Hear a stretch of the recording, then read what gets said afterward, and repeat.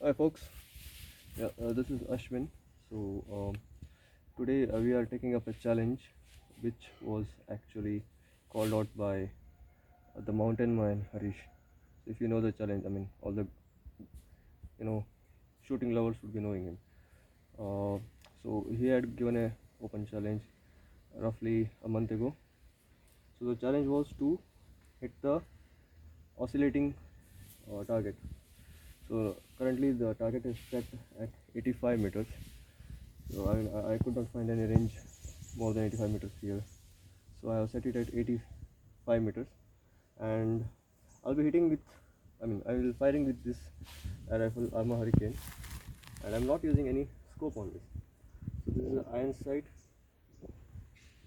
shooting I'll be doing here, and this is .177 caliber air rifle, and I'll be using J Smith high impact pellets. So first I'll be shooting 2 shots at the target which is set there. That's not a oscillating target, so it's a carom board there, 3 feet by 3 feet size target, just to check the elevation and adjust with the wind. So once I'm done with that, I'll ask my friend there to oscillate the target, and then we'll be firing 5 rounds at the target, and let's try to hit the target. So yeah, now let's start with that.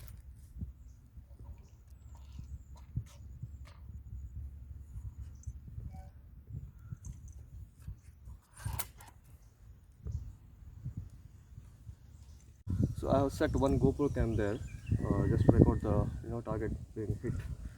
So let's start with it.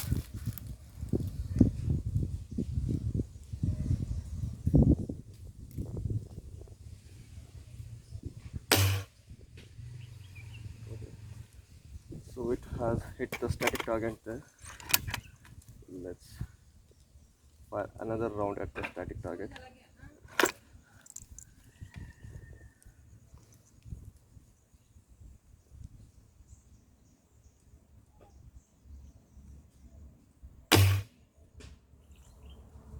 I'll ask my friend to check the target where it has hit, just to adjust the sights.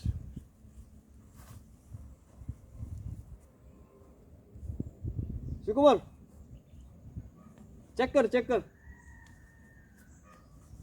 कर रहे.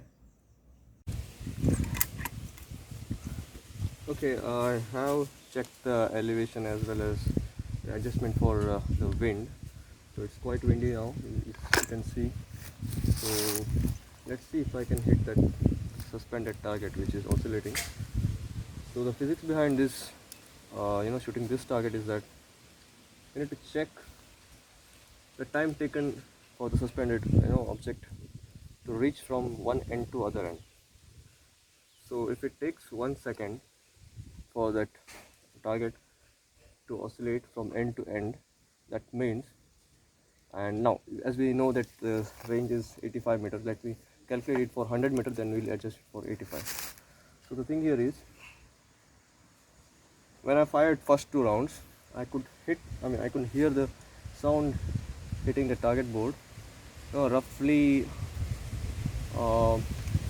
7 to 8 tenths of the second. So as I fired from here, it was hitting the target.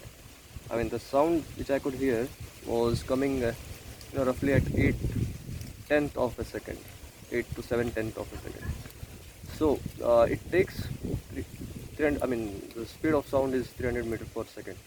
So as soon as the pellet hit the target, it took one third of a second to reach here. The sound, it took less than 1/3 of a second to reach here, which means the flight of that pellet was around half a second, right? It took half a second, roughly,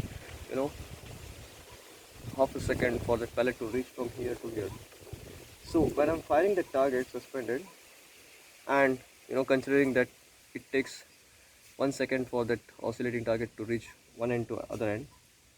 I need to fire at this end when the target is at the center. So it has oscillated from end and it has reached the center. At that point I have to fire at this point, the other end. So the pellet will reach there by the time the target is at the other end. So that's the physics behind it. Let's see if it works or not.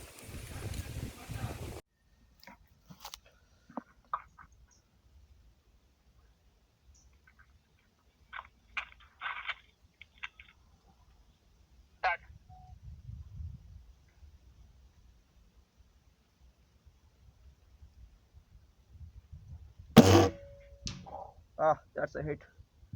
That's a hit.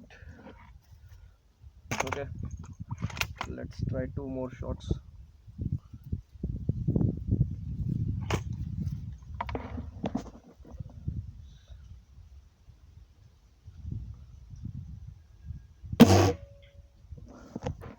So miss. I'll try one last shot, third shot. Let's see if I can hit two shots out of three.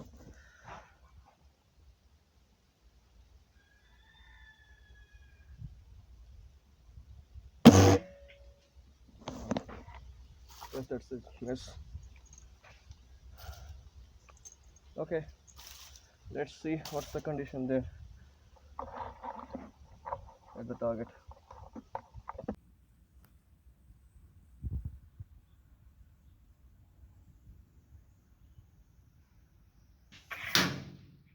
Ah, that's a hit. That's a hit.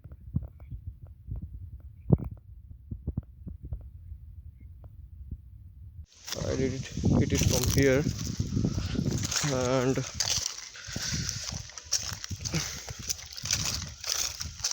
I have shot three shots. I fired three shots, and the first one did hit the target, and the other two have missed. I had to, wait for the right time, right slot, wherein I can see that there is no wind, or if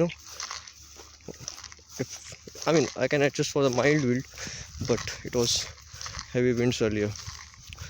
So then I took my time and I have shot the target, and I could hear the bang on the target there. Let's check where it has hit the target. There. Okay, here it is. Okay, here it is. Looks like it has hit the dead center. So this is where the target has hit, and if you can see, that comes in the dead center. So whatever I fired has hit in the dead center, and looking at the entry of the pellet, looks like it has been hit when it was exactly facing the barrel. So this looks crossway. This is how the hole is, and this comes in the dead center. That was great shot firing. Okay, so I have measured this range the other day with the proper measuring tape, and it's around 282 feet, which comes around 86.33 meter or something, roughly 86 meters you can say. And yeah, I don't use any scopes on my air rifle, so it's a purely iron sight, even if it is at a wrong range.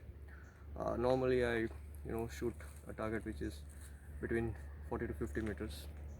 That's how it is zeroed. I mean, this is zeroed at 50 meters, and when I'm firing more than 50 meters, normally it is 70 meters or 80 meters.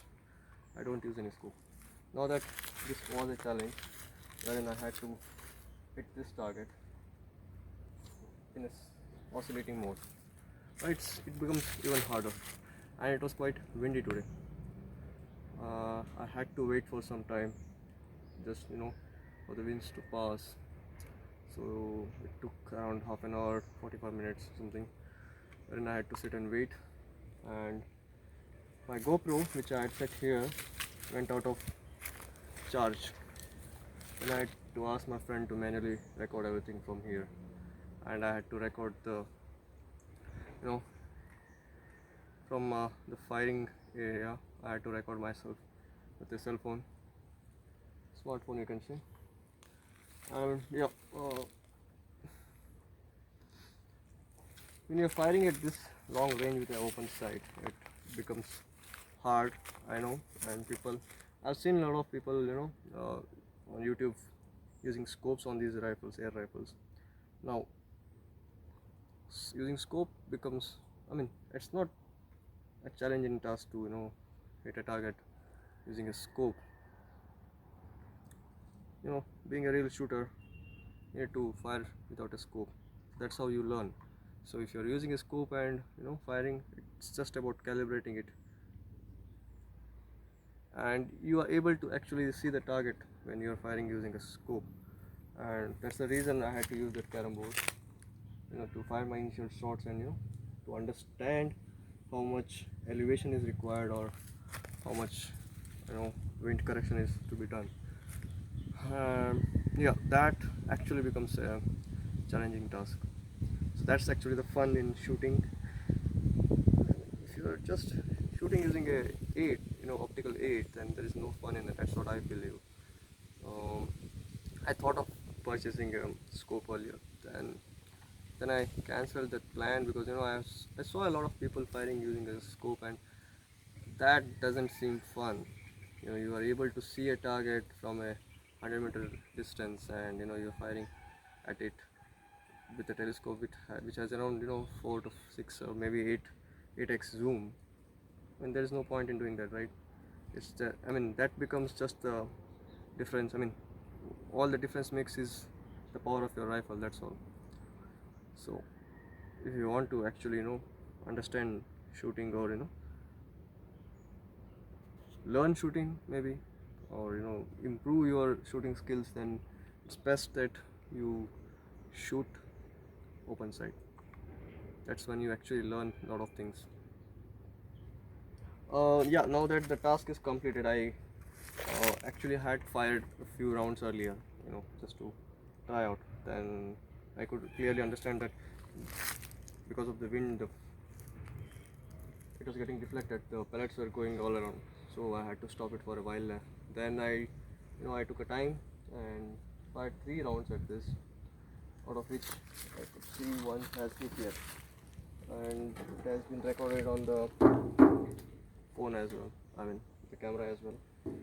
So yep, I guess the challenge is kind of complete. Yeah, although Harish had mentioned about 100-meter shooting, I could not find a range here, proper range to fire at 100 meters. So I made it 85 meters on open sight. I guess that's challenging enough for anyone to break this record. Yeah, that's all for now. I'll be posting more videos whenever I shoot, or maybe find new challenges. Actually, I am planning to give open challenge on firing on iron sights above the 50-meter range. So if anyone has nice videos, you can post it. We can make this a challenge, a healthy shooting competition, wherein people are shooting on iron sights above 50-meter range, and that becomes a standard. That would be setting a standard. We know that there are a lot of rifles now in India which has the capacity to fire above 800 fps. So it is not a big deal. It's not a big deal to fire open sight on a range above 50 meters. So yep, make it a habit to shoot open sight, and you'll learn a lot of things. I have learned, and that's what I'm trying to explain here.